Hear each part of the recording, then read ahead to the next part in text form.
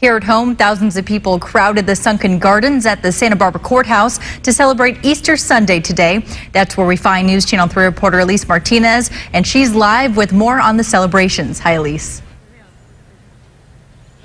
Hi, Victoria. Earlier today, this area was filled with an estimated 4,000 to 5,000 people.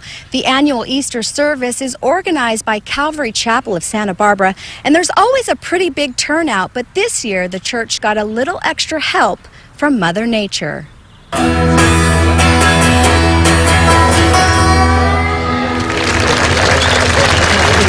Thousands of people at this Easter service at the sunken gardens basked in the sunshine. Last year we soldiered through the rain, but let me tell you, it's much better to do it when it's sunny and beautiful like today. Pastor David Guzik of Calvary Chapel, Santa Barbara says he's in awe of the turnout. We're so happy that many people gathered together to remember and to celebrate the resurrection of Jesus Christ. That's what this is all about. I have come here every year, and it's beautiful to see the families get all together and enjoy church. The crowd listened to music. You took me to the tomb, but your grave was found empty. And heard a message of hope and love. Better to have loved and to have lost than never to have loved at all. It makes me feel hopeful that we can build a better community here. Kids are a big part of the Easter service. Organizers blocked off a nearby street just for them. We have an extensive children's ministry for kids of all ages where they have their own games, their own crafts,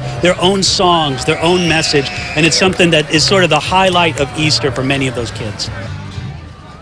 I Am Love was the theme for this year's service. Calvary Chapel is located on Calle Cesar Chavez in Santa Barbara. The church holds its regular services there on Wednesdays and Sundays. Live in Santa Barbara, Elise Martinez, News Channel 3.